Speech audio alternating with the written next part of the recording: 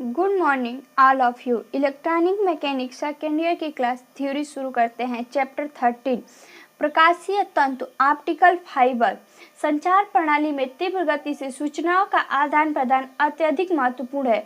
अतः copper cable, संकेंद्रित तारों तथा ऐंठित युग्म केबल को लंबे समय तक उपयोग में लिया गया, परंतु इससे सूचनाओं की क्षति अधिक होती थी। सन 1974 में डॉक्टर रॉबर्ट मारर, मीटर शुल्ज और डोनाल्ड केक ने प्रकाशीय तंतु का आविष्कार किया। प्रकाशीय तंतु कांच तथा शुद्ध प्लास्टिक से निर्मित किए जाते हैं। इसके द्वारा सूचनाओं का आदान प्रदान सामान्यतः कॉपर तारों की तुलना में 65,000 गुना तेज गति से किया जाता है। का फर्स्ट क्वेश्चन देखते हैं। निम्न में से संचार प्रणाली में सूचना के आदान प्रदान के लिए लंबे समय तक किसका प्रयोग किया गया? कॉपर केबल, संकेंद्रित तार, ऐंठित युग्म केबल, उपयुक्त सभी। तो अभी पढ़े कि सूचनाओं के आदान प्रदान के लिए लंबे समय तक प्रयोग किया गया था कॉपर केबल, संकेंद्रित तारों का ऐंठित युग्म केबल, उपयुक्त सभी। तो संचार प्रणाली में सूचना, तो इसीलिए इसका आंसर डी सही होगा। Next question.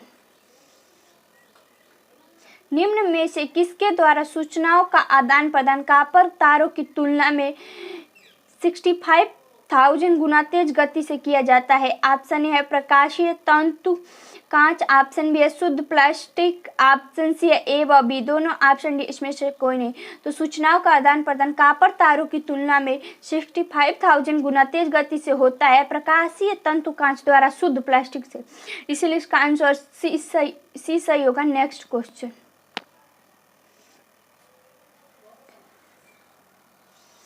निम्न में से कोर का व्यास कितने माइक्रोमीटर होता है? ऑप्शन ए है 7 से 200 माइक्रोमीटर, ऑप्शन बी है 8 से 200 माइक्रोमीटर, ऑप्शन बी है 5 से 90 माइक्रोमीटर, ऑप्शन डी 100 से 300 माइक्रोमीटर। तो कोर का व्यास 8 से 100 माइक्रोमीटर होता है, इसीलिए इसका आंसर बी सही होगा। Next question. निम्न में से बाहरी आवरण को कौन कौन सी हानियों से बचाया जाता है? ऑप्शन है केबल की आर्द्रता, ऑप्शन बी है दबाव, ऑप्शन सी है वातावरणीय, ऑप्शन डी उपयुक्त सभी। तो बाहरी आवरण को हानियों से बचाया जाता है केबल की आर्द्रता, दबाव, वातावरण, इसलिए इसका आंसर डी सही होगा। Next question. निम्न में से जब प्रकाश किन्हीं दो माध्यमों को विभाजित करने वाली सीमा से टकराती है तो प्रकाश का कुछ भाग माध्यम में परिवर्तित हो जाता है तथा कुछ भाग दूसरे माध्यम में अपरिवर्तित हो जाता है। किसका नियम कहलाता है? ऑप्शन है क्रांतिक कोण का, ऑप्शन बी है स्नेल का, ऑप्शन डी है पूर्ण आंतरिक परावर्तन का, ऑप्शन डी है स्वीकृत कोण का। तो जब किन्हीं दो माध्यमों को विभाजित करने वाली सीमा से टकराती है तो प्रकाश का कुछ भाग प्रथम माध्यम में परिवर्तित हो जाता है तथा कुछ भाग दूसरे माध्यम में अपरिवर्तित रहता है। स्नेल का नियम कहलाता है, इसीलिए इसका आंसर बी सही होगा। नेक्स्ट क्वेश्चन बड़ी स्नेल का नियम तो पढ़ लिया। क्रांतिक कोण। जब आपतन कोण के मान को बढ़ाया जाता है तो एक स्थिति में अपरिवर्तित किरण अंतरा पृष्ठ के समांतर हो जाती है तथा इस समय आपतन कोण का मान 90 डिग्री हो जाता है। अतः आपतन कोण का मान जिस पर अपवर्तन कोण का मान 90 डिग्री हो जाता है उसे क्रांतिक कोण कहते हैं। पूर्ण आंतरिक परावर्तन। जब प्रकाश किरण क्रांतिक कोण के मान से अधिक उच्च अपवर्तनांक वाले माध्यम में निम्न अपवर्तनांक माध्यम में गमन करती है तो दोनों माध्यमों के अंतरापृष्ठ पर प्रकाश पुनः उच्च परावर्तन वाले माध्यमों में गमन करने लगती है। इसे ही पूर्ण आंतरिक परावर्तन कहते हैं। स्वीकृत कोण। आपतन कोण का वह अधिकतम मान जिस पर प्रकाश की किरण क्रमबद्धता में प्रकाशीय तंतु में गति करती है स्वीकृत कोण कहलाता है। Next question. निम्न में से प्रकाश तंत्र की कौन कौन सी हानियां हैं? ऑप्शन ए है बिखराव, ऑप्शन बी है तंतु बैंड हानियां, ऑप्शन सी है विक्षेपण, ऑप्शन डी उपयुक्त सभी। तो निम्न में से प्रकाशीय तंत्र की हानियां हैं, बिखराव भी है, तंतु बैंड की हानियां भी है, विक्षेपण भी, इसीलिए इसका आंसर डी सही होगा। Next question. निम्न में से से प्रकाशीय तंतु के प्रकार कौन कौन से हैं? ऑप्शन ए है सिंगल मोड तंतु, ऑप्शन बी है मल्टी मोड तंतु, ऑप्शन सी है ए व बी दोनों, ऑप्शन डी है इसमें से कोई नहीं। तो प्रकाशीय तंतु के प्रकार हैं सिंगल मोड तंतु और मल्टी मोड तंतु, इसीलिए इसका आंसर सी सही होगा, ए व बी दोनों। नेक्स्ट क्वेश्चन, निम्न में से सिंगल मोड तंतु का कोर व्यास कितने माइक्रोमीटर का होता है? ऑप्शन ए 7 से 15 माइक्रोमीटर, ऑप्शन बी 6 से 20 माइक्रोमीटर, ऑप्शन सी है 4 से 10 माइक्रोमीटर, ऑप्शन डी है 8 से 10 माइक्रोमीटर। तो सिंगल मोड तंतु का कोर व्यास होता है 8 से 10 माइक्रोमीटर, इसलिए इसका आंसर डी सही होगा। नेक्स्ट क्वेश्चन, निम्न में से मल्टी मोड तंत्र में न्यूमेरिकल अपचर का मान होता है? ऑप्शन ए 0.10 से लेकर 0.20 से तक, ऑप्शन बी है 0.20 से लेकर 0.29 तक, ऑप्शन है सी है 0.14 से लेकर 0.27, ऑप्शन डी इसमें से कोई नहीं। तो मल्टी मोड तंत्र में न्यूमेरिक अपचर का मान होता है 0.20 से लेकर 0.29 तक, इसलिए इसका आंसर बी सही होगा। नेक्स्ट क्वेश्चन, निम्न में से प्रकाशीय तंतु को आपस में जोड़ने की क्रिया क्या कहलाती है? ऑप्शन ए है कनेक्टर, ऑप्शन बी है संयोजन, ऑप्शन सी है उपयुक्त सभी। तो निम्न में से प्रकाशीय तंतु को आपस में जोड़ने की प्रक्रिया संयोजन कहलाती है। नेक्स्ट क्वेश्चन,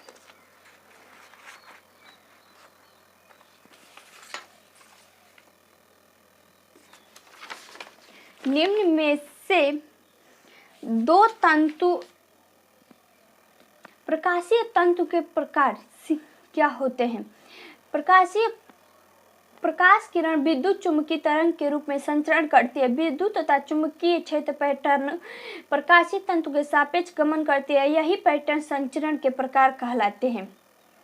सिंगल संचरण के प्रकार दो प्रकाशीय तंतु के दो प्रकार होते हैं, सिंगल मोड तंत्र और मल्टी मोड तंत्र। सिंगल मोड तंतु में किरण प्रकाश एक ही पाथ में संचित होती है तथा अधिक दूरी तक संचरण के लिए प्रयुक्त होती है, सिंगल मोड तंत्र कहलाती है। मल्टी मोड तंत्र में प्रकाश की किरण कई पथ में संचरित होती है।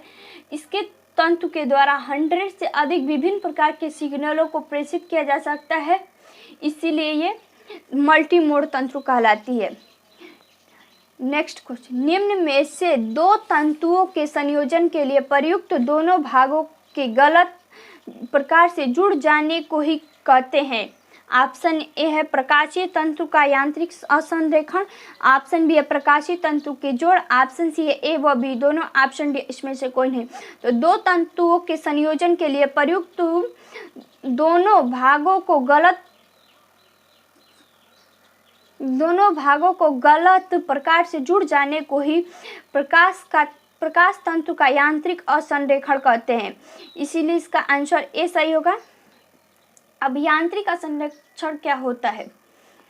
दो तंतुओं के संयोजन के लिए प्रयुक्त होने वाले दोनों भागों को गलत प्रकार से जुड़ जाने को प्रकाशीय तंतु का यांत्रिक संरक्षण कहते हैं। एक ग्राइंडेड इंडेक्स तंतु में कोर का व्यास 50 से 100 माइक्रोमीटर तथा स्टैंड इंडेक्स का व्यास 9 माइक्रोमीटर होता है, जो कि मनुष्य के बाल के व्यास के बराबर होता है।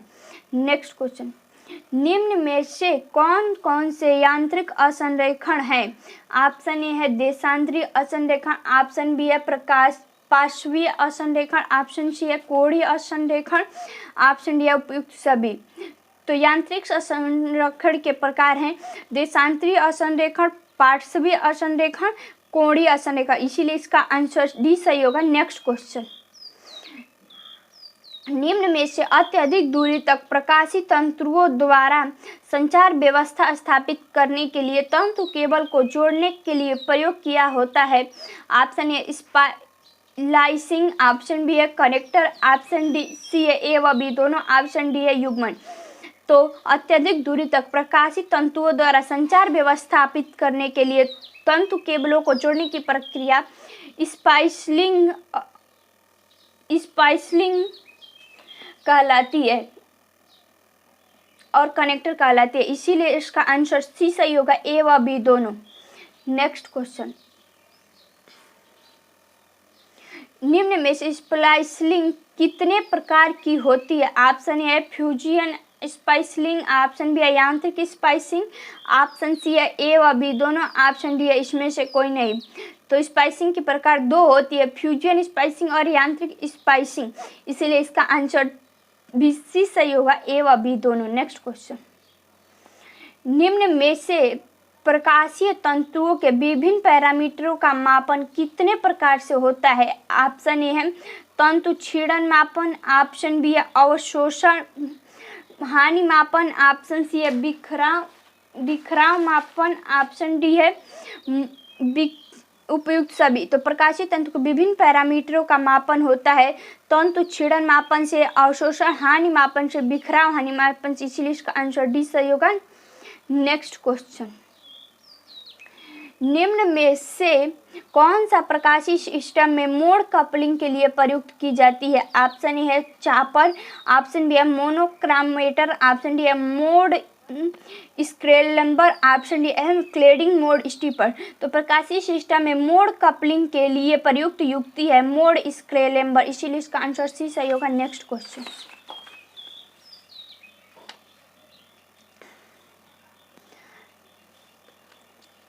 निम्न में से अत्यधिक डाटा को सुरक्षित तरीके से प्रेषित करने के लिए किसका सिग्नल का प्रयोग किया जाता है? ऑप्शन ए है डिजिटल सिग्नल, ऑप्शन बी है एनालॉग सिग्नल, ऑप्शन सी है ए व बी दोनों, ऑप्शन डी है इसमें से कोई नहीं। तो अत्यधिक डाटा को सुरक्षित तरीके से प्रेषित करने के लिए डिजिटल सिग्नल का उपयोग किया जाता है, इसीलिए इसका आंसर ए सही होगा। नेक्स्ट क्वेश्चन, निम्न में से ऑप्टिकल एम्पलीफायर की विशेषताओं को आमतौर पर लाभ कौन कौन से पैरामीटरों द्वारा दर्शाया जाता है? ऑप्शन ए है गेन दक्षता, ऑप्शन बी है गेन बैंडविड्थ, ऑप्शन डी है गेन स्मृति, ऑप्शन डी है उपयुक्त सभी।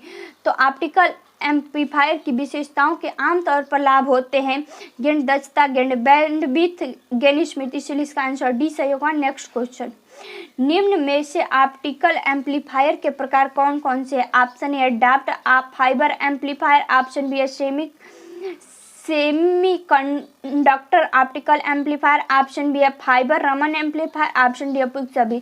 तो ऑप्टिकल एम्पलीफायर के प्रकार होते हैं तीन, doped fiber amplifier, semiconductor amplifier, fiber Raman amplifier, इसलिए इसका आंसर डी सही होगा। Next question,